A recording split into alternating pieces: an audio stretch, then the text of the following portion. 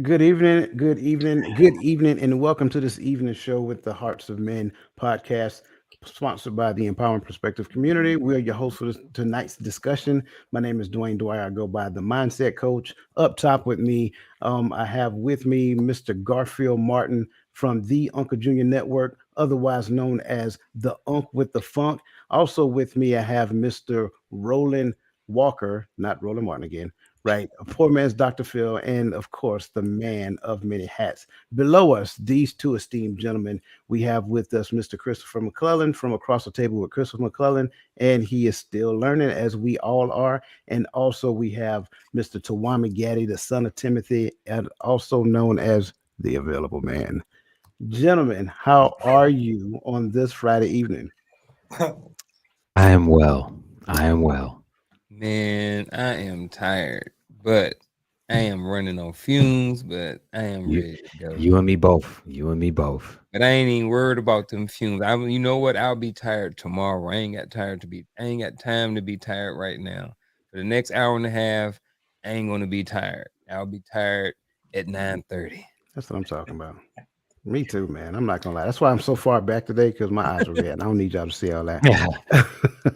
Roland and Tawami, how you guys doing, man? Man, we survived the tornado watch touchdown, whatever it did in this area. So we all right. Man, listen, I was worried about you guys. Y'all know my favorite channel is the Weather Channel. I watch the It's Weather true. Channel like everybody else watch TV. So when I seen it, I had to shoot out and check out my gentleman. And when they said it was good, I'm good. Yeah, I had to post a little video. Yes, sir. When I'm bored, I post. When you're bored, you post. Did you get a like a sighting? Hey. I ain't get it. I wouldn't have been like them people chasing it. I get a sight and I'm turning around. Your side gig against storm chasing.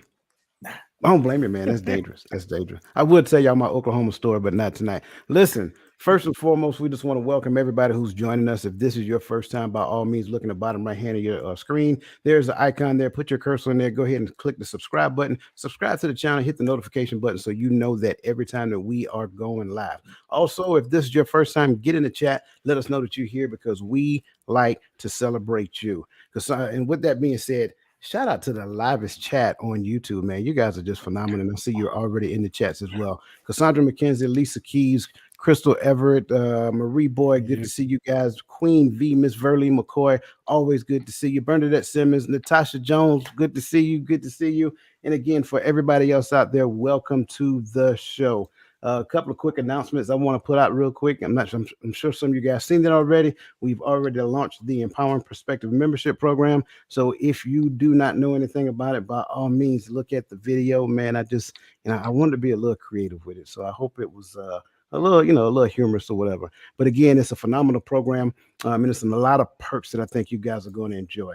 That being said, we're going to kind of dive into this thing, man, because we talked last week about legitimate power. Just to remind you guys, if you did not see the show last week, please go back and take a look at it. So we're going to continue this conversation to unlock your full potential, a guide to development with the 7 types of power. And the goal is to talk about the 7 types of power from a leadership perspective and compare it to the family dynamics as well. Because I think, in my opinion, like I said before, I think we have missed the mark from a family perspective on how to understand and exercise leadership as well. Ravonda Jackson, good to see you and welcome to this evening's show.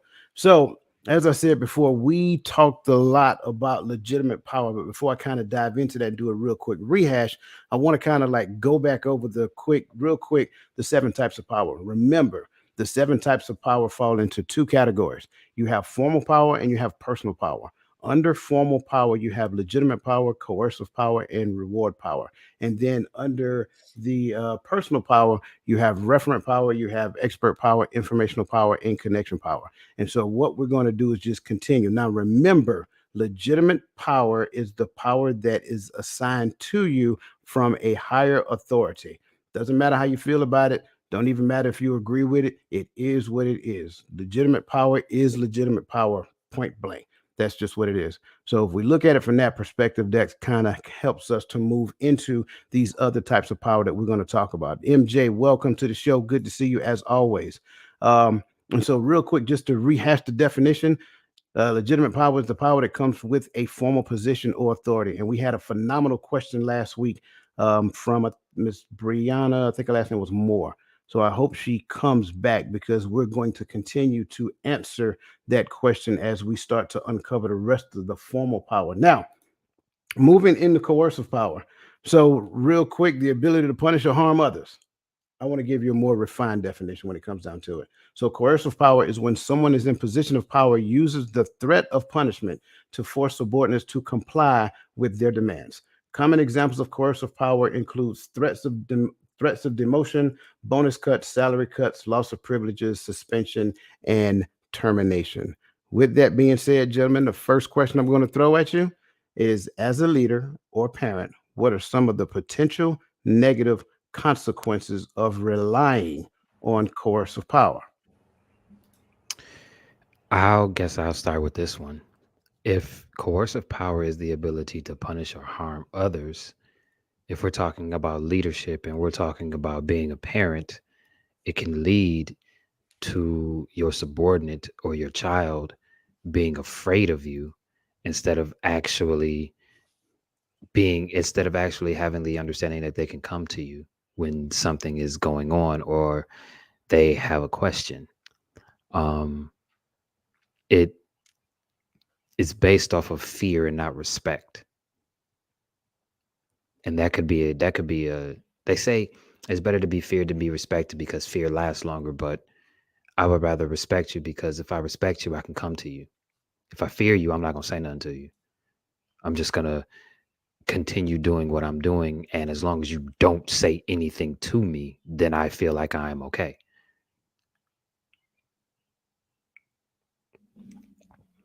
I like it.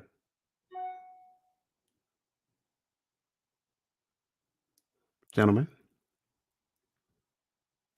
I think some of the potential negative consequences of relying on coercive power is the inability to be trusted. I Hmm. think that I remember in the military when we had those leaders, and I guarantee you I was one at some point, to where I just everything was about just the stripes on my collar. You're gonna do what I say do regardless. I didn't always take the time to explain. I didn't have to explain everything, but sometimes things do need to be explained because it can just help everything overall. And if they have a better understanding of why they're doing something, it may, and then part of that process is the being always teaching. You know what I mean? We're always in teaching mode as a non-commissioned officer and a leader and stuff like this. But like I said, it affects sometimes it can affect your ability to be trusted because you're doing things just based off of your rank that may or may not be right. It may not necessarily be okay, or may not even be what's best for the unit. But people will still do those things just because they have that power. You know what I mean? And with that inability to be trusted, I think sometimes it's harder for people to really do or respect what you have to say. Because I don't trust you and you're beating me down. It's like, why should I trust anything you say, anything you do? And I know, or I may not think that you have my best interest at hand. So I think that that can be very damaging to a subordinate when you don't think that the person above you have your best interest at hand, even as a child. I like that. I'd like to jump in. I think. Oh, my bad. Go Go ahead, ahead. My bad. Nah, I was just gonna say. I think when we look at it, and a lot of us look at it from a military perspective because there's a lot of military in the chat and on this panel. I remember a sergeant major told me when I was a corporal. He told me that in Article 15 should be, or in the in or chapter should be the last resort. Remember that your 4856 is a tool, not a punishment. And the same thing with, giving out a summary or company grade. He said You got to learn when to use things as a tool to help better a person or correct an action versus trying to punish a person, because the response you get from that person that you have to punish into submission, you can no longer trust their intent because it's not organic. They don't do it because they trust you and they follow you. He said, but when you learn how to use things as a tool, then you learn how to use it to guide and direct them. And so I think sometimes the purpose behind what we do, it affects the mindset and the relationship between a person with set power and subordinate. Because if I feel like you're punishing me because you can, then my next response is I don't really trust you, and I think that you have bad intentions concerning me. So my motivation level is at an all-time low when it comes to you. But then when I see that you know, you don't jump straight straight to a counseling statement so that you can build a packet, but you're doing it to build me as a soldier, then I trust you and I'm more apt to follow you. And I'm more apt to hear what you're saying so that I can make the necessary changes. So I think you just have to be careful with your driving and your intent.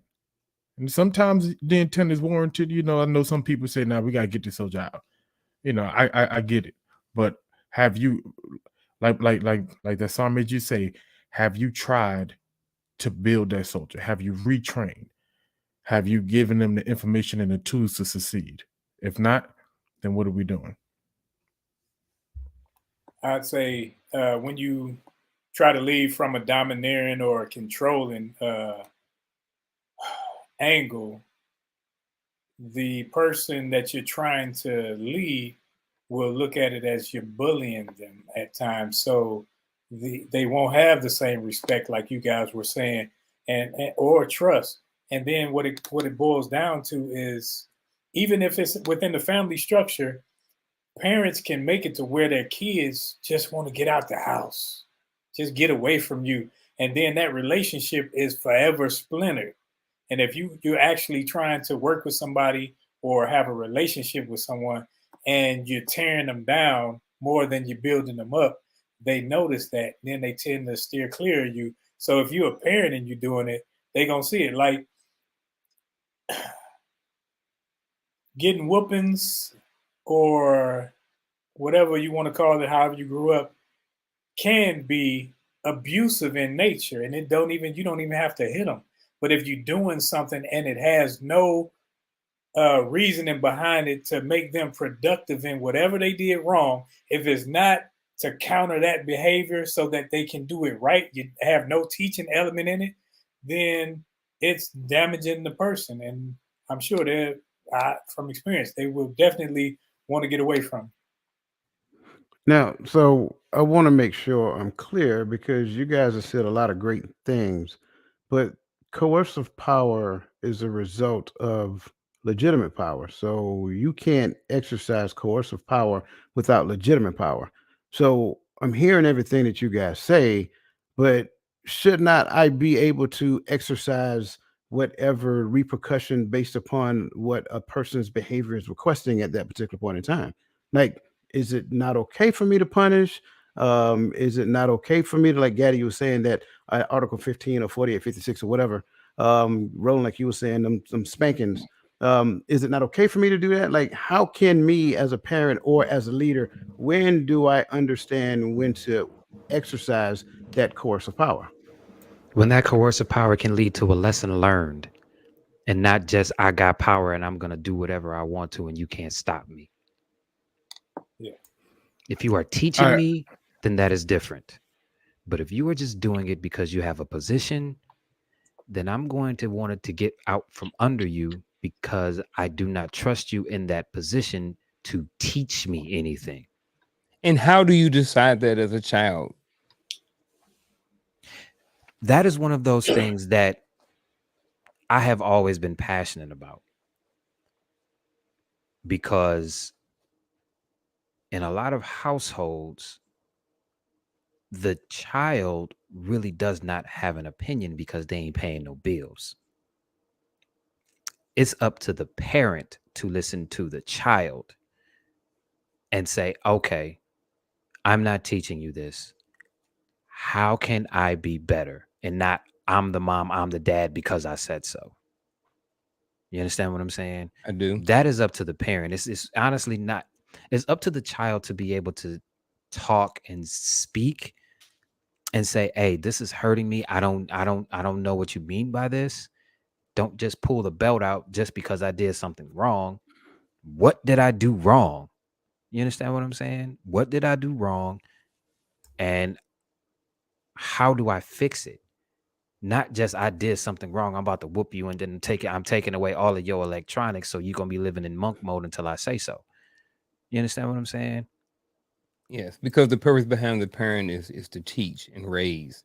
You know what I mean? Those are part of the jobs and responsibilities of the parent, which what you're saying is implied that the parent has already taught the child those things. So when that time happens, the child can possibly discern between, what's good parenting and what's not. And that also can play a part in the trust part of that, because if parents if kids don't trust their parents, because every time they do anything they get a whooping, whether they write on the wall or forget to pick up a sock, what I mean, the punishment is always a whooping, what I mean, then children can be walking around on eggshells and stuff like this. So back to coach's question, I think that some of the things that it is okay to use it, your power, because we have those positions for a reason. But to what Chris was saying, what's the lesson behind the punishment? What's the lesson behind the power?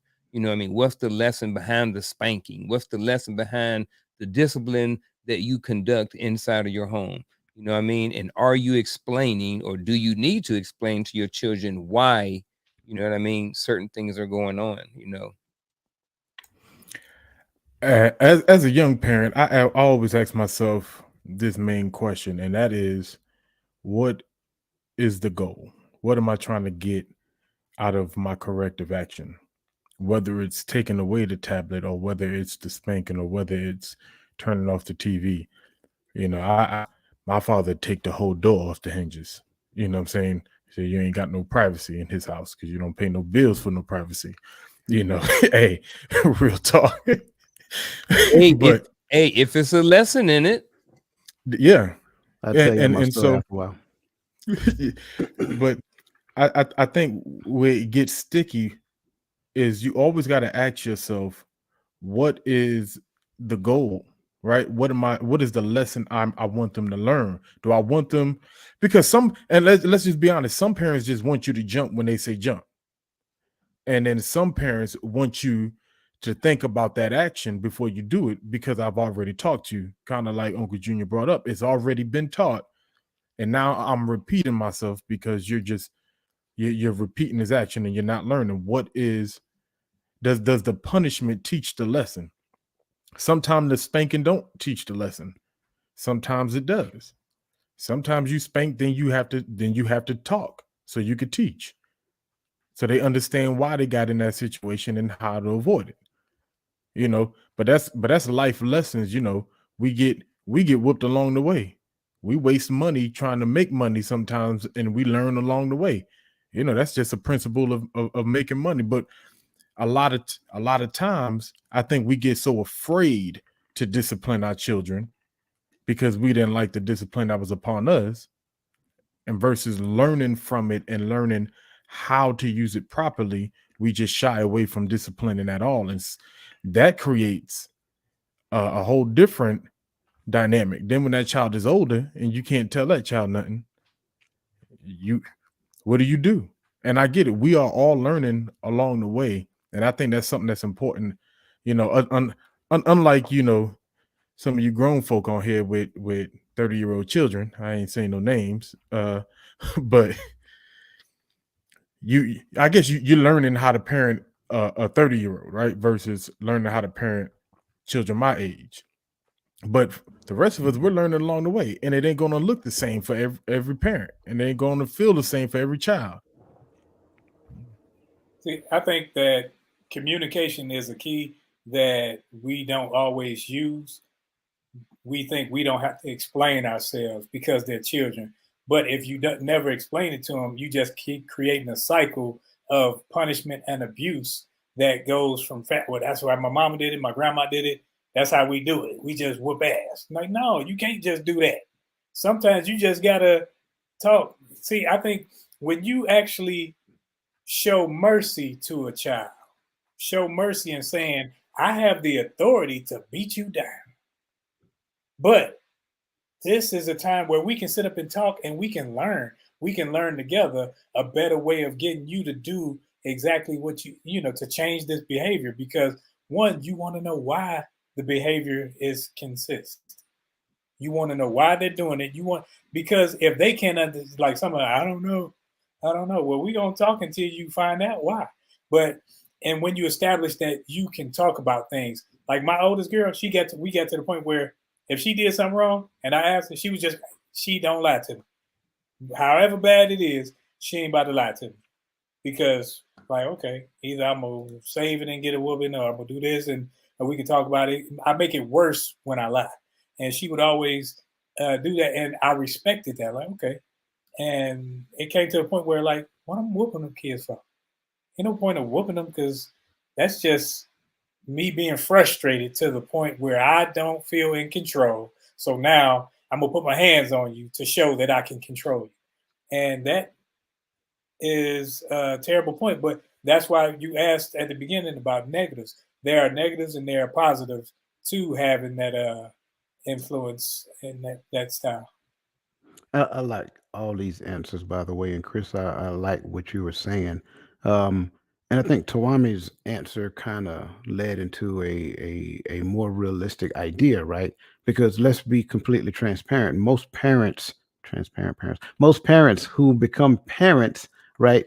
They don't know how to parent when they first have kids. So the child is learning from a parent who is learning how to parent. And let's just be completely honest, like that parent don't really know what they're doing.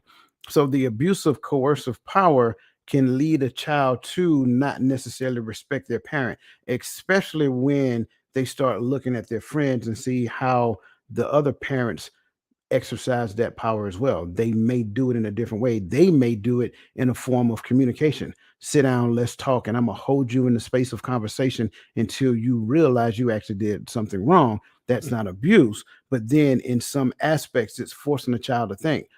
I think you have to kind of weigh your situation, understand where you are within the scope of parenting, understand what coercive power look like, what's too much, what's not enough, because you have to realize it's a scale. It's a scale of the execution of power. And so if you don't execute enough power for said offense, you run into an issue of the child taking you too lightly.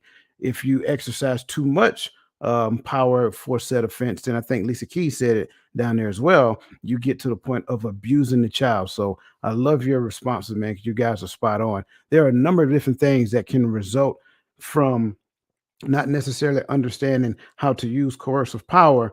And I like the fact that you guys focus on parenting, but I also want to talk about leadership as well, because this happens in the workplace.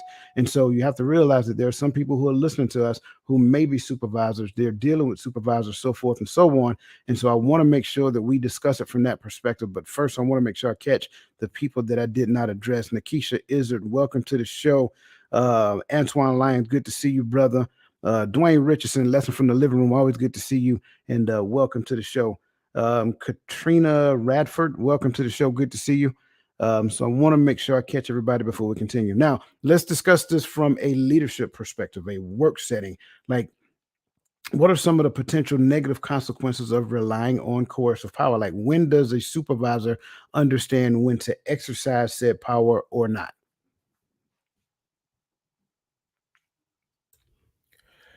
Man, I'm probably the least experienced in this area. As the youngest on the panel, that's just being real.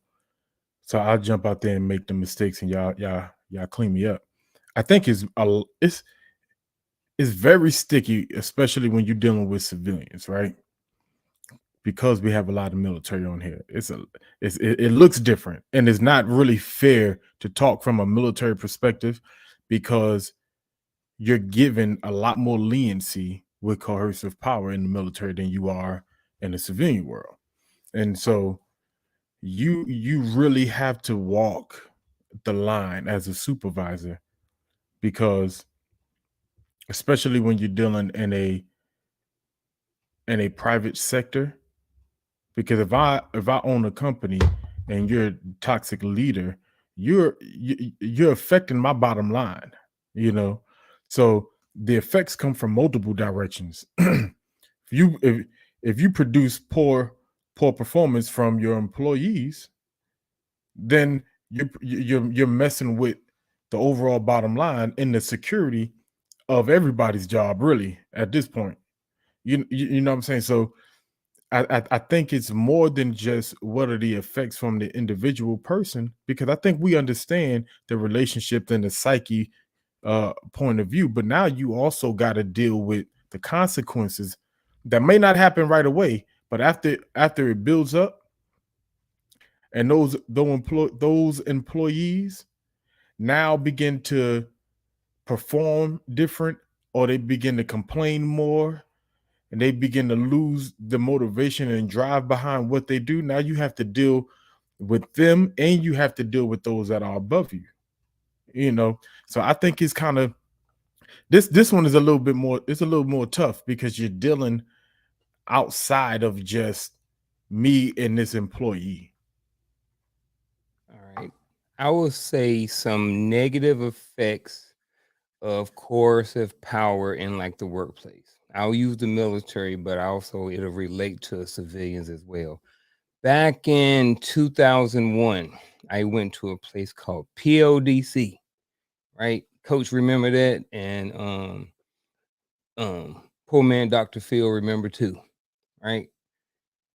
That's a place where you go to learn how to be a non-commissioned officer or NCO, the primary leadership development course, right? And one of the things that we learned then was that we had a quote that said, "Motivation is the key. The rest of you will follow me." Right. And one of the things that the negative effects of coercive power in the military and in the workplace is decreased motivation. Like the lack of motivation can come. You know, have you ever been in a unit or a workplace where people are like, I'm just coming to work just to get my check and then I'm going home? You have toxic leadership, or you have leaders who are really, into the negative effects of that coercive power. Like, that stuff, it can be a bad place to go into. I've been in units like that. I've been in workplaces like that. And it's just not a fun environment to walk into every single day. You know what I mean? So I think one of the huge effects of the negative effects, of course, of power is just the lack of motivation in your employees, which also can affect the overall morale of the business itself.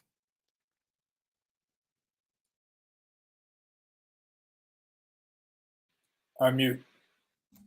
Like, here's one: the business closes. Period. There's a saying that says, good employees normally leave because of poor management.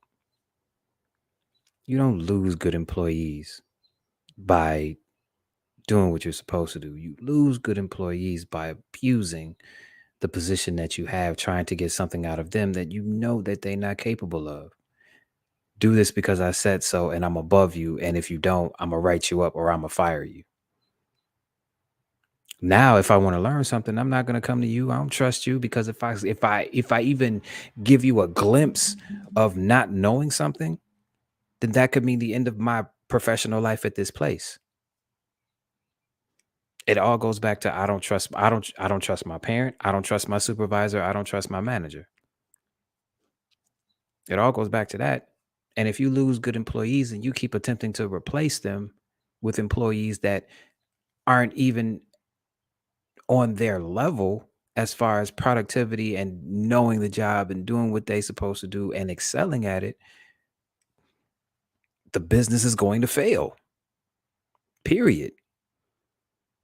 You cannot have like I said last week, there is no team leader without a team. And if you do not have a good team, they're going to always look at the leader and say, what is the leader not doing to get this team back to where they're supposed to be?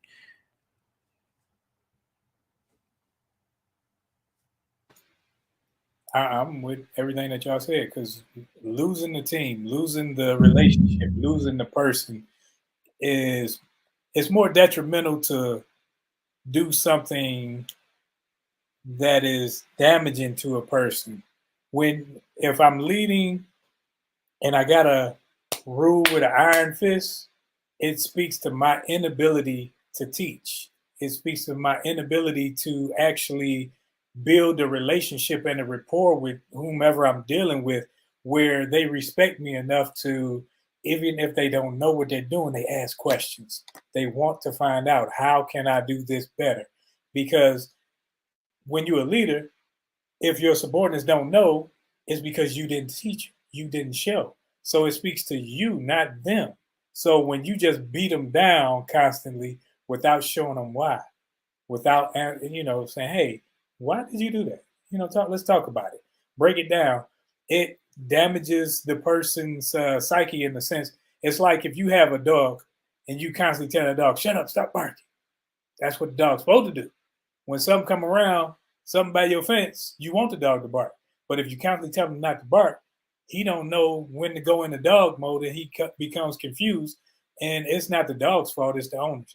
It's the same way with leadership. It's the when you have bad people that aren't working to their full potential, it's because it wasn't explained. Especially if it's a simplistic job, that's something that the leader does know. It speaks to the leadership. Can I add something else? I thought about while Roland was speaking. What you can do sometimes with when you lead like that, when you abuse your coercive power, you create the type of subordinate. Sometimes, if they stay, sometimes you create the type of subordinate that don't know how to move or operate outside of your direct direction, right? Like, you have to tell them, push this button for them to push the button. They waited on you because they're afraid of the mistake. Then in your absence, they can't carry on the task properly because they can't think. And I don't think we realize that, like, a lot of leaders don't realize that. When he talks about you being a product of your leadership, your ability to carry on the mission as if your leader was there when they're not there speaks volume to your ability to lead and not just command, or not just constantly attacking or threatening or drive. You get what I'm saying? Like, that is very important. I need to be able to do all my tasks as a supervisor. So I need you to be able to perform your duties without me looking over you. And we can't, you lose that ability sometimes when you make people afraid to move. I like it. I love it. I agree with everything you guys are saying. I did hear term toxic leadership, and what I've learned over the years is to steer clear of that term toxic leadership, because I don't think it actually gives way to what is actually going on. I started using the term immature leadership, and using the term immature leadership just simply means that that person have not necessarily matured into the position that they have been gifted. Again, that position has legitimate power. When they don't necessarily mature into that position, they use coercive power to help you to comply to their authority that has been given to them. So again, they will go with compliance over commitment. Commitment is the evidence of relationship. Compliance is the evidence of rules and regulations. So when you look at it from that perspective, I started talking and started teaching. Let's remove the term toxic leadership from the atmosphere, and let's start looking at mature leaders versus immature leaders, and that can be discovered within the scope of the environment. Again, when you start going back to the stages of team development, right? So forming, storming, norming, performing, and then for project team adjoining, this is how you build effective teams. The leader is supposed to be the one who builds that team. Now, if that leader came in and they were gifted the team, then they have to ease their way in by learning the team members first before they start exercising their rule. I think leadership and parenting is the same because leaders begot leaders, parents begot parents. So when you look at the leader in an environment, if you find a leader who is not so good or immature in their position, chances are, if you look one level above them, there is a person up there who is not teaching them the things that they're supposed to be doing in said position. Same thing when it comes down to parenting. If there is, in most cases, when you look at how that child was parent, they were probably parented exactly the same way that they were. Or I think Roland, you probably said, Roland or Gaddy, you probably said it. Either they were parented this way or they did not like the way that they were parented. So they're trying to do the exact opposite. So I think that's one of the things to consider. Yes, sir. Oh, he had to say, No, I think he was pointing at Roland. oh, okay, that was Roland that said that. Okay. So yeah, all great points, and I appreciate you guys bringing that to the table. Some phenomenal comments that are made in the chats as well. Lisa Keys said it can lead to being rebellious as a child and recently as a subordinate. So absolutely, when you start over exaggerating your authority by exercising punishment for everything, right? The child in turn becomes rebellious. Also, with that being said, the child can withdraw as well. So you'll find kids like that. A lot of times they come home, they go straight to their rooms because they fear coming out of their room and existing in the house because everything they do, they're going to be punished. They're going to be chastised, so forth and so on, as opposed to talk to. So great point, Lisa. Thank you for bringing that to the table. Fear tactics don't foster a real genuine relationship. That's from my brother, Dwayne Richardson, Lessons of the from the Living Room. Absolutely. You're absolutely right, sir. Thank you for sharing that. Cassandra said that can lead to a disconnecting relationship. It affects the psyche of the subordinate to where they're always second guessing themselves around you. Absolutely. It also stifles the child from being creative and innovative as well because their fear of doing something and actually getting corrected for attempting to do something outside of the norm. So we got to be careful when we do that. Thank you for sharing that. Lisa said leaders could experience regret. I believe this can happen when those in leadership positions don't take the time to get to know those who they're absolutely 100%. That kind of goes back to the stage of the team development. She was asking a question to Chris. Are you saying that parents can abuse their authority? Yes. Okay, very well. Just like that. MJ. Yes. No need for an explanation. Yes. Parents can abuse their authority. Absolutely. Because I said so, because I'm mama, because I'm dad, because you are under my roof. Absolutely. Absolutely. MJ says, parents, we could benefit by teaching our children how to respectfully question things. Yes, that is a good point. Because let's be honest, and I think we talked about this before. If you're not teaching them, trust me, the internet is, right? The people at school are teaching them how to, be how can you say disrespectfully question things. I don't want to say it that way, but yeah, it could be challenging based upon some of the ways that they ask the question. A question is a question. Go ahead. Here's my thing about that. Most leaders and most parents cannot accept constructive criticism because of the ego that comes behind having said position. You are not always right, mom. You are not always right, dad. You are not always right, manager, supervisor, team leader. You are not the smartest person in the room. Absolutely. Depends on. I'm not. I said I wasn't gonna do this tonight. I'm not doing this tonight. Nope. You're good. I know, right? Because I'm like, So go ahead. So no, because I'm thinking he says, "Mom, Dad, you're not always the smartest one in the room." If then with that being said, that means I'm no longer your teacher, and you have the right to ignore or disobey what I'm saying because you feel smarter than, or you know better. No, Right? that is not what I am saying. What I am saying is there are stages that comes along with this. As a parent, you're supposed to grow. As a supervisor, as a team leader, as a manager, you're supposed to grow with your team. That means you have to listen to your team. You have to listen to your child. If the way that you are parenting is not helping that child grow, you need to have a sit down with that child and say, what can I do to help you become a better version of you that I know that you are capable of because I see it. If you are a team leader or you are a supervisor, you got to go to your team because your team is the reason why you in that position in the first place. I don't think we can combine those two just yet. So what age are you talking about? I got to know because my 8-year-old don't know what I can do better to parent him. He could tell me what I'm doing that hurts him, but what I can do to parent him better, he don't know like I don't know because he ain't never had an 8-year-old like I ain't never had an 8-year-old. But he can You get what I'm also saying? come to you. Yeah, but he can also come to you and say, hey, dad, man, look, listen, I understand that I'm under your roof. I understand that you have a set of rules, but I'm 8. I'm not 4. I can go to the bathroom by myself. I can wipe my own ass. I can write my name. I know things. So can you stop treating me like I'm 4 and treat me like I'm 8?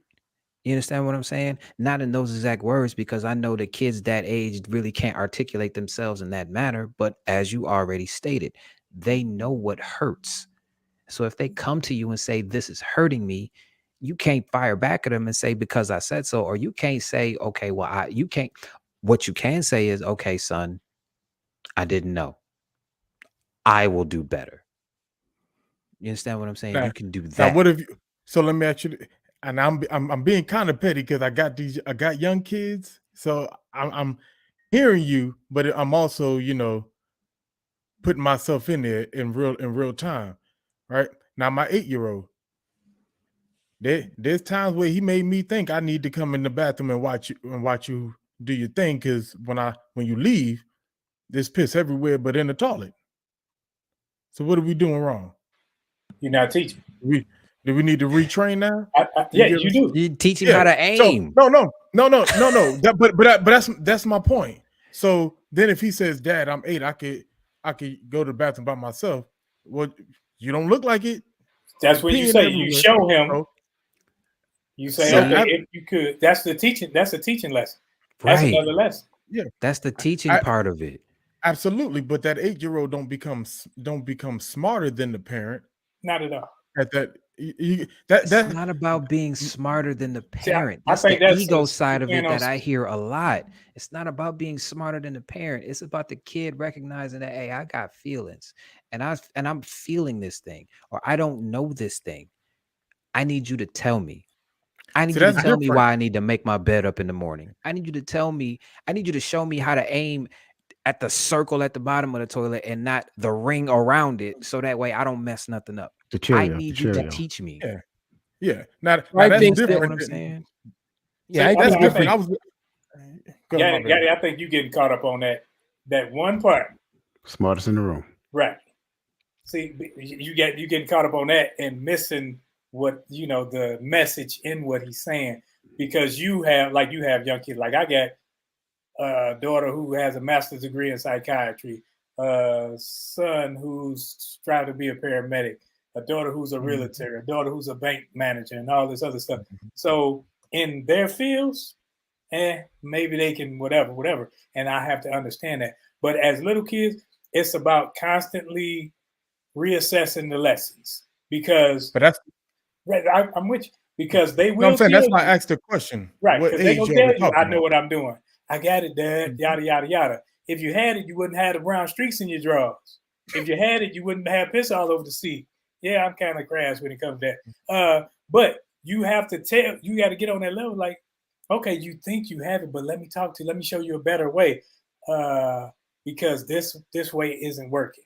So let's do. Okay, let me see what you do. Okay. Let's do it this way, and that's that way. The relationship is built. Like, okay, I know Dad gonna teach me. He ain't about to just beat me and snatch me up and embarrass me, because a lot of parents, They put you on Facebook now, cut your hair. You want to be an old man? I'm gonna cut an old man. That's terrible. That's tearing these kids down psychologically and in front of the world to see. I hate that stuff. But so we got to learn how to build them up where they are so they can get past those small mistakes where they won't become big mistakes. This is why I always talk about when it comes to parenting, you have to be cognizant of when those children hit those gates. Because when it's time for the child to change, the parenting style changes as well. Right. Just like you said, at the age of at the age of 8, you can't treat them like it's 4. So you have to understand and assess when that child is growing and learning and maturing, so forth and so on. That's why it's important to teach and assess what is actually being taught. I think that's imperative. But again, it looks the same. Parenting, leader, teach and assess what is being taught, right? Leaders must teach and assess what is being taught. You can't just assume that just because they got the job, they know the job. No, they got hired for the skills, not their ability to execute the job perfectly. When it comes down to children, they don't come out the womb knowing exactly what to do. There's some things they know how to do just by inherent nature, but there are things that you're going to have to teach them, a lot of things. And so just because you do it and you expect them to see you do it and then mimic what you model, it don't always work that way. You're going to have to stand over them sometimes. And unfortunately, it's going to feel like a little micromanagement, but you're going to have to say, well, let me see you do this. Let me see how you do this. I take my daughter in the kitchen and, let me see how you wash dishes. So no, baby, let's do it like this, right? You got to rinse all the soap off the dish and put it in there because if not, you're going to make somebody sick. Yeah, well, you put a little bleach in the water sometimes, so ain't nothing wrong with that, right? But it's important to do that. So again, parents need to be cognizant of the gates that the children hit, and then when those children hit that gate, your parenting style must adjust. It can't stay the same because once that child feel like you're treating them lesser than what they are, and you hear it, especially from boys, I'm not a kid anymore, Dad. I'm not a kid anymore, Mom. I don't need you to walk me to the bus stop. That's them trying to tell you, say, Mom, I just went through a gate. Help me out. Help me out. I don't want the fellas looking at me like I'm soft right now. Help me out. Grow with me. Go with me, right? Because I don't want to kind of give you the Heisman and push you off. So I think that's important. And we talk about this because this is the mark of immaturity. If we don't mature within the position that we're occupying, then we have the ability to damage the people who look up to us, leaders and parents. And that's why we spent so much time talking about legitimate power last week, because that's where this coercive power comes from. It is by way of the position that you hold. Don't matter if you like it, it is what it is. So when the power is exercised, it is generally exercised for a reason. There's a good way to do it. There's a bad way to do it. A lot of times what we have to realize is the best thing you can do is point them back to the vision, especially in a leadership position. Point them back to the vision. The reason why we're here doing the job that we're supposed to be doing is because this is the thing that we're working toward, the overall mission statement of the company. Everybody does their part and you do it well. I am just a organizational manager of talent. That's it. I don't need to get in there and make sure that I do the widgets. I don't have to know everything that you know. I just need to know that you're good at it. And then I just need to look at it from certain times and say, hey, tweak this, tweak that, adjust this, and then let's talk about it afterwards. So now you're feeling like you're part of the process. And now I'm not standing over you like you just got hired yesterday. So all great points. And thank you for that. And then Lisa Key said, this is why mentorship is so imperative. You are developing others, not always in a corrective mindset. Absolutely. With that being said, look at the bottom of your screen. You see that join button. Go ahead and get in the membership program. It is imperative. Trust me. You will love it. You will like it. I guarantee you. We put it together, and trust me, it is something that you will find a lot of value in. I like what you did there. You seen that, right? She threw me a softball. Why not? There. Natasha said, I could not agree more. Management changed with my job, and I was clueless about the expectations of the new team, so we did not work cohesively. Absolutely. That's one of the dangers that you'll run into when you don't do a proper integration into the team as well. Let's see, man, you guys are loading it up here. Allison J, welcome to the show. Lucille Adele, I hope I pronounced your name right. If I didn't, I apologize. Welcome to the show. Alicia Boggs, welcome to the show. Allison said, coercive leadership parenting doesn't build trust or respect. A reason some people leave their jobs and why some children listen to the wrong advice from peers rather than seek wise counsel from their parents. I agree 100%. I think Chris hit the nail on the head. Employees don't leave jobs; they leave bad supervisors or bad leaders. So great point. I'm glad she added that. So let's transition into reward power, right? So reward power is just the opposite. It is the ability to provide benefits or rewards to others. So reward power is more along the line of incentives. It's like when we were in the army, and if you pass, and this is I'm so outdated, so Gaddy don't get on me, right? So if you score 280 or above on the APFT, I give you a 3-day pass, right? So it is the ability to use the reward to incentivize behavior, which I think is an amazing thing, by the way. How can leaders and parents balance the need to incentivize positive behavior with the importance of building intrinsic motivation and a strong sense of values? This is where I defer to y'all because I do not have children and I haven't been in a supervisor position in quite some time. Where I say one thing, never make it money when you're talking about having your child do something around the house. Why not? Ooh, say more, say more. Because that's expected. That's your house. You live there. So cleaning your room is what you're supposed to do. It's just like NCOs. We couldn't get a 3-day pass. I don't care if you got a 300. Mm-hmm. You ain't getting no 3-day pass because that's what you're supposed to do. See, cleaning up your room is your room. You live in it. You picking up behind yourself. Cutting the grass, you live here. See, now anything outside of chores, outside of the house, when you doing extra stuff, hey, it's fair game for whatever. But when you're talking about household chores or things that are natural for the family, because I can't say thank you for my kids walking in the house and something on the floor and they picked it up. No, we all live here. We got to live here together. So we got to keep it clean. It's not all on mother, all on father to keep it clean. That's for everyone. Now, when it comes to, like, if I say, hey, I need my car washed, that's my car. And say my son, no, it's my car. So now then it's extra outside of what should be normally expected of them. Now, when you talk about little kids, you got to give them little things to encourage them to where they will start to seek out responsibilities to get those things. But if it's always money, remember, in my generation, most boys go to their mama for money. They don't go to their daddy because their daddy gonna say, no, get out of my face. But they go to their mom. Their mama pinch them off a little something, and then don't tell your daddy, don't tell your sister, or whatever. But when you incentivizing things, make sure it's an incentive where they can not just learn a lesson, but have something of value that's value put to them as well as to whatever they're doing. Since you kind of took my core point I was gonna make on this, I'm gonna jump right on the back of you, but I'm going to like them young men said about a couple of months ago on Uncle Junior's panel.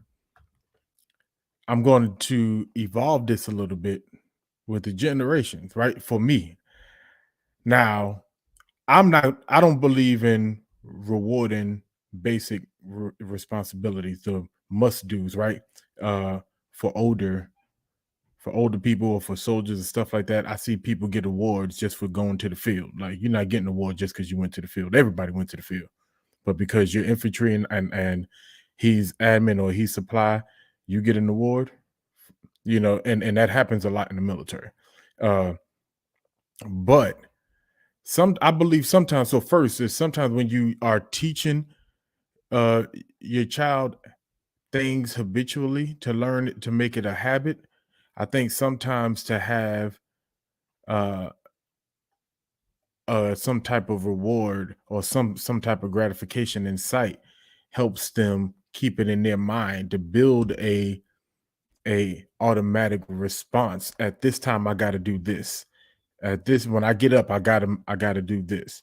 You know, there it, and of course I'm gonna teach, like Chris brought up earlier. Of course I'm gonna teach you why you make your bed, but so that while you're getting into the habit of it, I wanna make it something you can look forward to doing. But as they get older, the money thing, I don't know. I look at it slightly different, right? Not just because I got money and I didn't when I was a kid is different, but because I think that my 12, 13-year-old, I don't think it's too early for me to teach him how to have good money habits. So only place he's gonna get money from for me to start teaching him good responsibility with his money if I incentivize certain chores or certain things, like and I feel you. I don't want him to think life is all about rewards, but I want him to, I'm not going to just give him money just to give him money, but I want him to be able to earn the money, then learn how to use the money properly, how to save it, how not just to spend, put too much money in my daughter's lunch account at school, and the next day she only got $5 from $60, and I'm like, ain't nobody tell you to buy all your friends ice cream. I guess you're gonna be hungry the rest of the month because I ain't putting nothing else in there. But now, how do I teach that? Having that ability to teach that responsibility along the way. So I think it can become a tool, if that makes sense. I'm not saying you're wrong. I don't want them to feel entitled for the things they're supposed to do. No, but I want to create I'm agreeing with opportunities you. to teach. But like with you got a garden in the back. That's your garden. That ain't the responsibility of the kids. Now, if you got to bring mulch, if you got to toilet and anyway till it and all that other stuff, and they helping out, I can say, okay, I'm gonna give y'all this for this. It can be monetary for that because now they are working for a wage, not cleaning my room. Oh, I kept my room clean. That's what you're supposed to do. See, anything that you're supposed to do, no, I'm not paying you for. But if it's anything extra, I could understand that because I always tell, like, I got 10 grandsons, and I tell them, even the little babies, like, hey, you always got to have some money on. You always got to have some money in your pocket. And I'm just trying to instill in them to not be broke, not have a broke mindset. And you don't want to steal, you don't want to go and beg, you don't always want your hand out. What are you doing? Like, because they know if they come to me, can I have? No. What you doing for me? No. Can I? No. So what, cut the grass fall in that category, sir? If they want to earn some money, if they say, hey, I want to earn some money, they going out in the garage and getting them lawnmowers and stuff out, I'll pay them for it. Whose house is it once you die? Is it going to be their house? No, the girls going to have their own house. Wait. I was just saying, I would say, so here's where I was going to go with that. If that's going to be their house when, maybe left to them in the will, then if they're working on the yard and the mulch and the cutting the grass, they're investing in their future and their monetization or money in the future. So that's why I asked, is like, bro, this is going to be your property anyway. You better get out here and put this mulch and stuff. That's kind of where I was going with it. And you got to be the example. If you putting them to work, you out there showing them this is the work we do. And that's why I kind of made that face when Coach asked about grass, is because kind of like what Uncle Junior said is, I think sometimes the reward, and I think a lot of kids don't see this, but sometimes the reward is the lesson you're learning. And learn not just because you're going to inherit this, but also when you go buy your own house while I'm still living, you got to learn how to take care of what you got. So you're learning how to cut grass, so you ain't getting out there spending $60 every week for somebody else to come cut your grass. So that's where I'm at with it. Like if you live in this house and we doing something in this house, we doing something in this house. Right. You see what I'm saying? The lessons that you learn in this house, then you're more than welcome. We can go in the neighborhood and you can make money cutting other people's grass. You're going to learn the lesson cutting this grass. That's going to be your reward from that point on. But I'm not incentivizing you to cut the grass in the house that you live in. I'm not incentivizing you to do your chores in the house. I'm not incentivizing doing those things because the reward is the lesson that you're going to learn that's going to mature you in the realm of learning how to work for a living, right? And again, work looks different. I got that. But it don't matter if you decide to make a living sitting behind a computer, you're still going to have to, unless you just decide to live in an apartment complex, you're still going to have to clean up. You're still going to have to do those things. So for me, I will be completely transparent. I'm not going to give you a reward to motivate you to help out around the house. Sorry. That's what food is. That's what the electricity for your PlayStation is. That's what all that stuff is for, right? Those are your internet. Yeah, those are the Wi-Fi that you be sucking up, right? Those are your incentives right there. As long as you in here, you ain't paying no bills. So at the end of the day, we all pitch in and we do work together. The other side to it is that if you're in the grass, like Roland said, I'm out there with you. And so now I'm showing you tips on how to do it more effectively. And again, if you want to go out there and start a business, I'm gonna help you do it. I go get the trailer. I might even invest in a riding lawnmower, right? We go half on it, right? So I'm just saying that you got to learn how to invest in your own business if that's the direction that you're moving in. So the lessons progress, like we talked about those gates, right? The lessons progress. I think a lot of times, and I think Gaddy, you kind of hit the nail on the head, like based upon how I grew up. I didn't necessarily get an allowance, so we're just gonna, I'm peel mine off on a little $20 a week just because they living in the house. No, not up in here. I don't mean no disrespect. And if that's what you do, that's fine. You know what I'm saying? But in this house right here, right, that's just the way I see it. And again, I don't think there is a right or wrong answer to how you do it in your house. But again, for me, I think there is a way to do it to where the child doesn't grow up to feel entitled, because at a certain point, when the child leaves the nest, they're going to come back and they're going to say that favorite old soul inclusive phrase, daddy can I have. It's like one sentence, it's like one word that runs all together. Daddy can I have, daddy can I have, daddy can I have. Like no, and no. Because at the end of the day, you're going to have to sit down and talk to me to help me to understand how did you get to this point and what is your plan to get out of this point. And if you have a plan, I will help you with that plan, help you with the plan, but you're going to have to execute the plan. So again, just my thoughts. Let me see. I think Miss Verlie McCoy was talking about the previous statement where she said when a child feels that they are the parent, it's hard to teach them to question things, to teach them to know the difference between power and concern. I absolutely understand that 100%. What's up, brother? Good to see you. Shout out to the Bold and Driven EP. Always live over there Monday and Tuesday nights. And the producer, Miss Natasha Jones.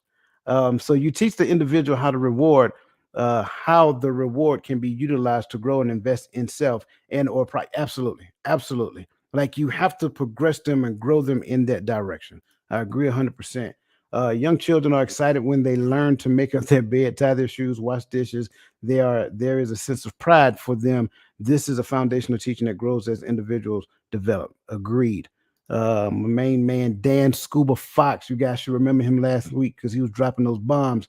Chores are where you are. Absolutely.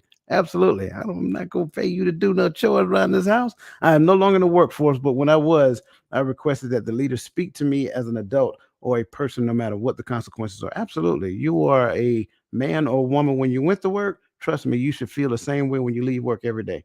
Absolutely. Thank you, Lisa Keys. We all live in this house. We all pitch in and make sure that the house remain in order. And, and don't hire maids. I'm with you there. Let's see. Next question on reward power. What are some examples of effective incentive systems that balance extrinsic motivation with intrinsic motivation, and how can these be adapted to different contexts? Now, with all my degrees, I still went to public school. So when you bring out these big words, bruh. Just when you thought Coach liked us, right? All are crazy. Okay, just when you thought he liked us, man. I do like you guys. I like you guys so much. I just paid for them degrees, man. I'm just kidding. Excelsior. I'm sorry, I didn't say that out loud. No, I do like you guys, and if I'm fair, we actually started answering that already. Based upon extrinsic motivation and intrinsic motivation. The extrinsic motivation, which you get externally coming in, the intrinsic motivation is the inside motivation that makes you more fuller and richer as a person, so forth and so on. And Allison, I'm sorry, I missed your previous statement. You are more than welcome and always welcome to come back and join us every Friday. She says incentivizing can be more than money. I like that statement. If your team feels as though they are part of and understand the bigger picture, they will take pride in the work and keep them motivated. Thank you, Allison, because we did skip over that. We were just talking about the house. So what about the workplace, right? What about the workplace when it comes on reward? I gave an example with the 280 and above on the APFT 3 day 3 day holiday, right? A 3 day pass. We used to have it to where if we did certain things physically, that if we do it like this physically and we maxed out everything, that we had a certain day where we could do what we want to. We could play sports. We could do, we had to do something physical, some physical activity, but we could do that. Or I've been in units where you could come and you could dress down. You can wear certain attire, but you had to do said uh, elements of whatever that was asked. It could be something as simple as a paid day off. You understand what I'm saying? It could be something as simple as that. Or like for where I work, we have this thing where if we can go like a certain amount of time with the least amount of violations, like no speeding and anything like that, as a group, then that group gets the incentive. So it kind of encourages teamwork too, because we all are on different teams. So we all have to communicate like, hey, I need you to slow down. I need you to quit cutting these corners. I need you to deliver the way that it's supposed to be delivered and not the way you feel like delivering at this time, because what you do affects everybody. If you do what you're supposed to do, everybody eats. Everybody gets the benefit. You understand what I'm saying? So it could be something as small as that. It doesn't have to necessarily be, if you do this, I'll give you some money. It could be, if you do this, you don't have to come in here when you don't want to one day. You can just say, hey, I want to use this and I want to sit at home and chill. That, to be honest, I am at the point in my life where if I can just sit at home and chill, I'm sitting at home and I'm chilling. If you incentivize me to have an extra day to do that, man, listen. I like it. You, Or somebody can you choose know, to use. Is I'm my Coach, are you? Did you want to chew on that other question, or did you want to get back to this one? Yeah, to no, make no. sure. We're gonna, from the leaders' perspective, we kind of beat the parents up. But what about Mhm. leaders in the Yeah. organization? Okay, so how can leaders and parents, how can leaders balance the need to incentivize positive behavior with the importance of building intrinsic motivation and a strong sense of value? So I wrote down is that you gotta focus on the process at the end of the day. You know what I mean? And that you have to reinforce and make clear what the expectations and goals are. You know, someone had put in there something about grades, maybe incentivizing, maybe giving money or something like that. They incentivize grades monetarily or something like that. So with that being said, you know, I think that that's okay, but what's the lesson behind the money? You know, are you incentivizing to saying, hey, look, if you work hard just like mommy and daddy does, at the end of the 9 weeks or at the end of the month or whenever like this, there's going to be a monetary reward. Now, what you do with that monetary reward that you get, it ain't monetary reward. It's you work and you get paid. You know what I mean? So you work hard in school and you get paid. And then you can use that money to teach your kids how to create budgets, how to invest, you can teach them about money. So I like it. And I think it's I'm going back to the family again. I was just gonna I go don't there. even know how I switched all the way back over here. So let me pause and rewind, and then I'll let you go to somebody else, and then I'll come back to it. It's all right, I man. You good? I jump out there real quick, man, because I was thinking about it. Like we're talking about a lot of what's the term? Extrinsic rewards, but then you know, Extrinsic. my tongue ain't doing that. Extrinsic reward. I know what the word mean, man, because you know, as a Six Sigma certified green and black belt HR guy, as I am, you know, you learn What a part of art? these HR. No, you said What green you and talking? black belt. What art? Lean Six Oh Sigma. no, Lean Six Sigma. Oh, okay. Yeah. Uh, one of the things you learn about too is what's called like employee incentives, and it doesn't always have to be time off or stuff like that. If Chris helped me work on a presentation, a small award that goes along with that because of his efforts in helping me meet this deadline can be putting his name on the presentation. So now the bosses, he has visibility with the bosses. That creates a sense of ownership to the work that he does. It creates a different type of motivation. Now when he do his work, he's not doing it from the sense of I'm making this guy rich. He's doing this in the sense of I am making this happen. So it depends on the type of reward you are given, because it will give different type of results.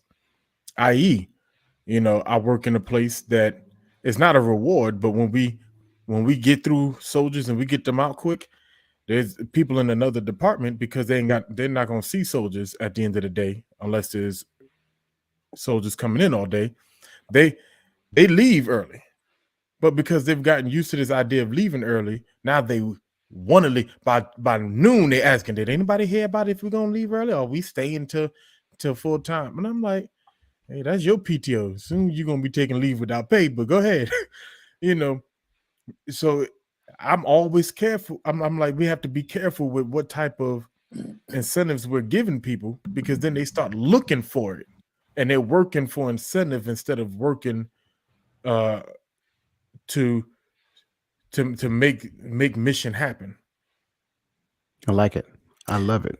Sometimes the reward in itself is, I did this. I got this done. So if I can do this without anybody harping down my throat or watching over my shoulder and seeing if I'm doing it right, I can literally do anything else I put my mind to. So it's a different kind of motivation when you do something just for the sake of doing it and just for the sake of, I want to see if I can do this. Is that what intrinsic motivation is? That, my friend, is a great example of intrinsic motivation. However, what I would caution against is that it's actually viewed from a negative perspective, because I want to keep my supervisor off of me, right? But if you do it from No. That's another side of it. But right, as the person doing it, Mhm. it's more along the lines of, I did this because my supervisor taught me right. And he doesn't have to come look over my shoulder because he knows that I'm going to do this right because my supervisor taught me right. right, You understand what I'm saying? I do. That's the positive side of it. Right, It's not like I don't want this dude talking to me. It's like, right, okay, this man sees something in me. This woman sees something in me. She put something in me. She taught me what she knows. right. She taught me everything that I needed to know. Let me see if I can implement this. And let me see if I can implement this on my own and maybe ask a handful of questions here and there instead of how do you do this? Yeah, You understand what I'm saying? I do. That's where I was going with it. No, I'm perfect scenario, right? And I say another way of saying that is that, when you are in a good team, you're in a good environment, you have a leader who actually values the team, and you all have great working relationships together, and you feel like you don't, like, literally you've gone through the stages of team development and you don't want to let anybody else on the team down, right? So now it's another thing. I want to make sure I complete this so that I can set the team up for success. So that is an intrinsic motivation, but now we're talking team intrinsic as well. And so in that aspect, even if, say, for example, we're a team, if Gaddy got sick today, we pick up the slack because we refuse to let him fail. So those things are actually be a good point. I seen a phenomenal question.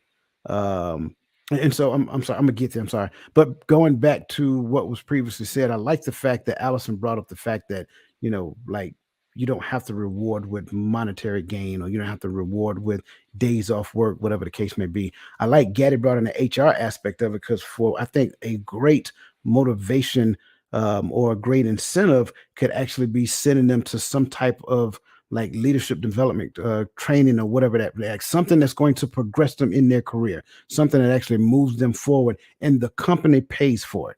That's a fantastic incentive that actually works on behalf of the employee. And what they'll see is that these people actually care about me because they're trying to help me get to my goals that we talked about when we did my performance measures in the beginning. So all great. I want to make sure I'm grabbing these points. The environment has to set the place for togetherness. Yep, absolutely. So that's kind of like what I touched on just now. Getting something you want, such as leaving work early. Yeah, we touched on that. I offer a lunch or a gift to the team member that performs above and beyond standard. Absolutely. Dan says late call, early release, telework, big boy rules are earned. Absolutely. Absolutely. And not only is he saying that as a supervisor, as an officer in the Army, but he is also saying that from just being a phenomenal a coworker as well, because he fosters a great team. So Michelle says, for instance, as parents, we pick and choose the placement of children, and that causes division. A chore is a chore, so it doesn't matter who does it. I love it. Miss Verlene McCoy said, when I was in the workforce, incentive to me was having my leader come to me and say, Verlene, job well done. So I love this because an incentive could simply be that the leader actually gives positive affirmations based upon what the employer is actually doing. Ms. Crystal says, I'm a manager in a call center. I'm not able to give those types of incentives. This is something I struggle with. Crystal, I would love to learn the type of incentives that you guys actually employ because I think I kind of understand some of the struggles there. Question: if there's a constant need to incentivize your team, do you have the right team? Should incentives be needed to get the best work out of the team? Occasionally incentives, yes, but not to be expected. Dig in. I think, oh man, I'm gonna jump on this one. I think when it comes to incentives, I think we all too often look at what we can buy, what they can get, let them get time off. Sometimes it's just a simple intrinsic nature in us to be proud of the work that we did. Bragging rights. That's where I was going. Yeah. Bragging rights. That's where I was going. Like, in the military, when you're doing something, it's like, okay, well, if y'all do this and everybody passes together, that means they got to have some teamwork. And y'all work together. Now, it's like them coming together makes me proud because they did the work. I just had to navigate it. And now they're proud of the work that they did, making sure that everybody passed, everybody met whatever goal. So now it's an internal thing. It's not like, oh, we having a pizza party. Oh, we getting off work early, because that get, like, I know as an NCO, at first I started doing that when I was an instructor. So you paying for pizza for 60 something people, 70, 80 people, that gets expensive. So now you got to say, okay, we need bragging rights. So now we go against other teams. Like, let's see if we can beat them at this. If we can make sure that our team is the best, our team is top notch. So now for family members, your name is your team. This is the Walker household. And we're making sure we do things. Okay, let's school and everything else. We make sure we're good. So bragging rights is a major thing. So I would say yes. No, I mean, no. So if there's a constant need to incentivize your team, do you have the right team? I would say you probably don't have the right team. I think that there's nothing wrong with rewarding your people for doing hard work. The way you decide to reward them is different. And I do want to say something about a leader real quick. I think sometimes people don't understand sometimes how hard it is to be a leader. When you have 50 people or 100 people up under you and you're trying to manage everybody's expectations and emotions and feelings and problems and stuff like that, it's hard. You know what I mean? And you don't always get through to everybody. And what may be an incentive for one person may not be an incentive for somebody else. Chris is in the point, and Roland, one of the things that, what Roland's talking about, that takes a mind shift or a culture shift in a company, you know what I mean, to where you can have people and what y'all was talking about, where people are wanting to work for something that's greater, maybe the greater good of the company or something like that. That's a whole mind shift, and that's a whole culture change that, good leaders or very effective leaders can do, in a workforce. So, but I did want to say that, sometimes we look at leaders as these gods that just have a magic wand that they can wave over everything, and then everybody can just fall into place. And the reality of it is a whole lot that goes into being an effective leader. And then back to this question, should incentives be needed to get the best work out of them? I don't think so. But I also understand that when you're working with a team, there are different types of need for your different types. So maybe for certain people, it may be the trip to wherever to learn more about their skills so they can advance in their company. For some people, they may be more willing to work for a day off. So I think that sometimes as a leader, if you can have, you're in a company and you can offer alternatives or different ways for people to be incentivized or more reward system, then I think that's effective. But I don't think it should be needed to get the best out of them if you have the right team. So, and I think occasionally incentives, yes, but not necessarily to be expected. At the end of the day, we go there to do a job. You signed on a dotted line or whatever to go to work from 9 to 5 and do your job, and that's what you're expected to do at the end of the day. And if you don't like it, then you can always go somewhere else and work too. I want to first start by saying, since we're talking on Allison's question, it's just funny to me how she keep, I don't know anybody's name up there, but commenting to it. Your description's on point. I know exactly who you're talking about just by the way you said what you said. So good job, Allison, first of all. Nah, but I think the way I'm looking at your question, I think it says more about the leader than the team if I have to over incentivize to get you to do a job. I ought to be able to lead you to do the job and do the job right. If I'm leading properly, you'll do it without the incentive, but I am throwing an incentive or a reward because of your efforts after the job is done. And of course, not every time, because like you said, then it become an expected end versus just it's recognition. Because who made the statement about back in, it said in their day, it was a job well done. Sometimes it's the recognition. Yes, Miss Verline. She said when I was in the workforce, an incentive to me was having my leader come to me and say, "Job well done." And sometimes, it's just getting creative. An incentive sometimes is getting creative with saying, "Hey, job well done." And people just want to be recognized for the job. Even in the military, man, I remember I'd had too many awards. I couldn't get no more points for awards. And give me an AAM or a COA, I didn't care no more. I had too many. Couldn't get no more points. So but I just wanted you to know and recognize that I'm doing a good job, that I'm working my tail off. So we have to understand the effects. And I think like Uncle was saying, is also with knowing your different team members and knowing what motivates them and what makes them move. And then you adjust, but that's my little take on it. I am going a different route. I don't think there's any such thing as a bad team, because this is what I understand. And again, you got to kind of listen to it, because again, based upon legitimate authority. Again, keep in mind we're talking the 7 types of power, based upon legitimate authority, which leads to coercive and reward authority. And if I'm the leader and it's my responsibility to build the team, and if there is an individual who is not meeting the parameters of the team, I pull that individual aside and talk to that person about their behavior, so forth and so on. And then I'm only going to do so much talking before I start exercising coercive power. And then eventually get to the point to, if I have to exercise coercive power after coercive power because they just want to do their own thing, then they're no longer part of the team. So the manager, the supervisor, whatever, their responsibility is the team. That's it. So the team is never a bad team. It's only the leader. I have to keep stressing that. They fine tune and tweak the team until the team becomes a well operating machine. That's it. And they start caring about one another. They love one another.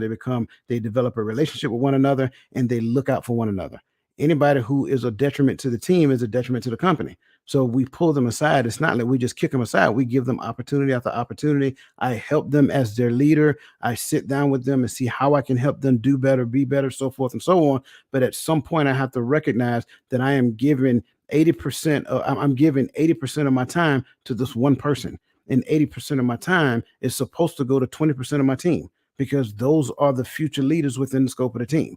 So when I look at this, I love this question, but again, it's never the team, it's always the leader. And that kind of goes back to the types of power, because again, keep in mind, when I have to exercise power when the team is functioning just to get them to do, then that goes to the immaturity of the leader.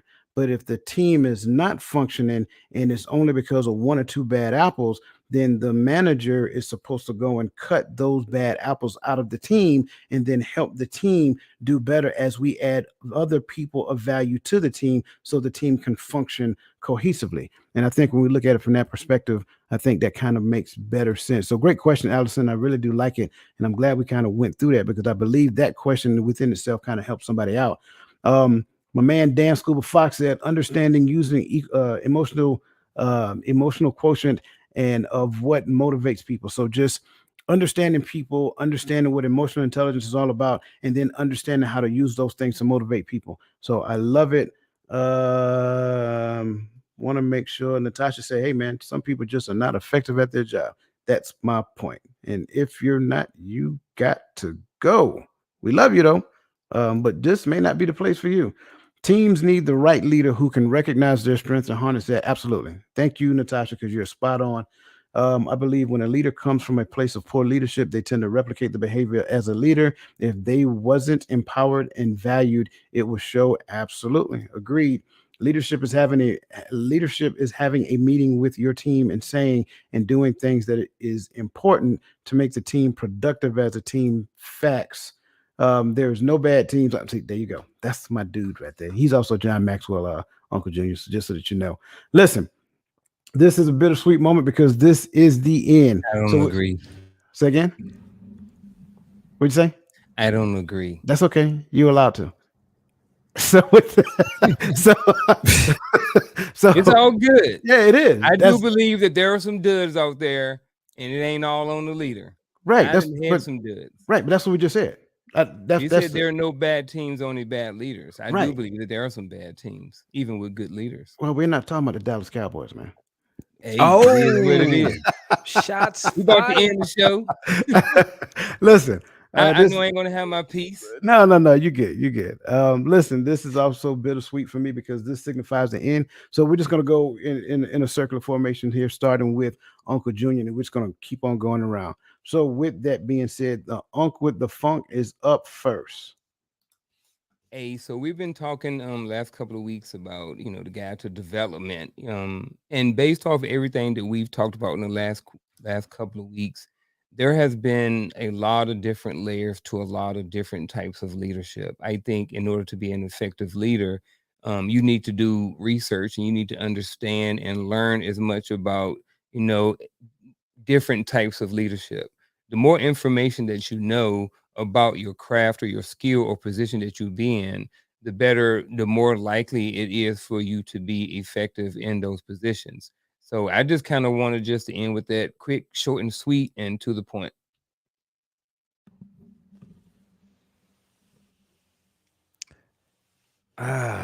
Tonight was fun.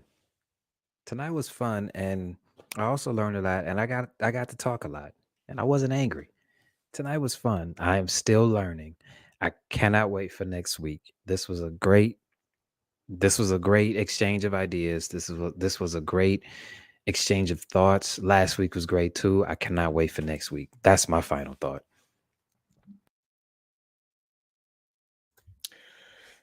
Today, I guess everybody's keeping it short and simple today. But I'm gonna leave with a question I think benefits all of us, right? Me, everybody on this panel, as well as everybody who's still in the workforce. And that is, how can you develop as a leader?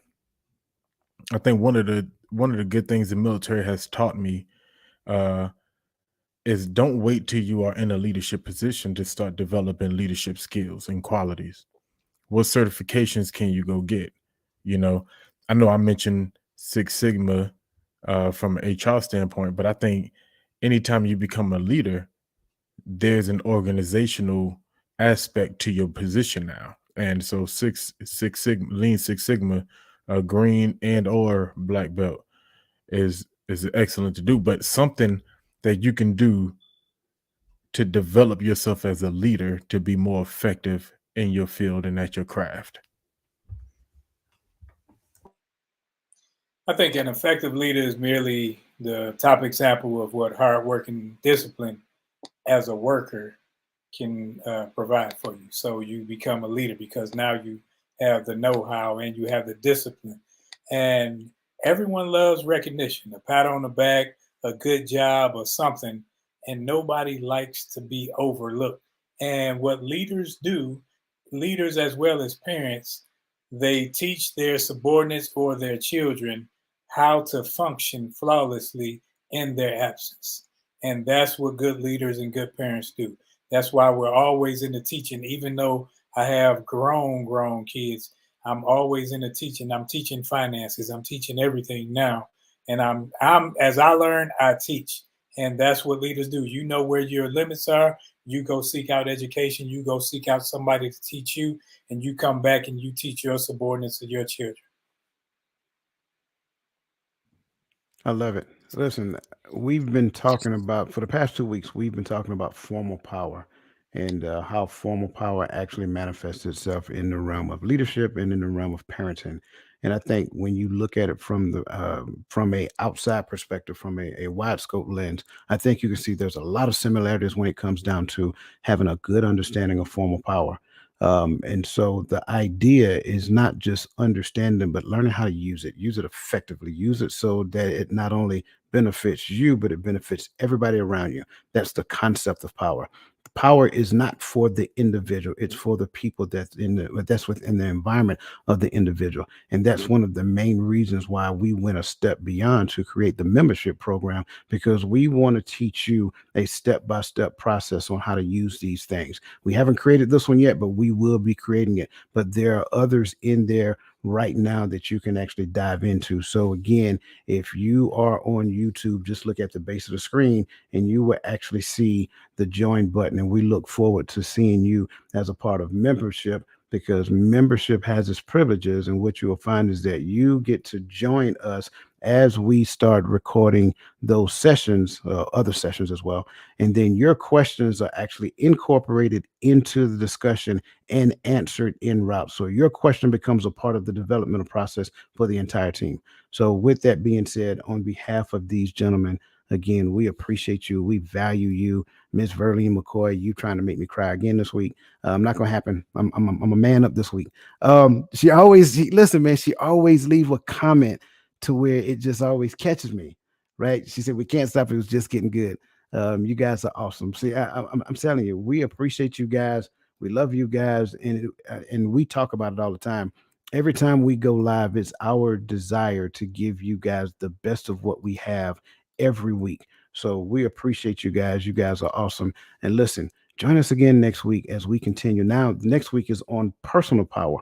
So moving from the immature leader to the mature leader who has a better understanding of how to motivate people and get down to that intrinsic motivation, not just using extrinsic measures. So again, on behalf of these gentlemen, we appreciate you. We value you. Have a great rest of your evening and an even better weekend. Until next week.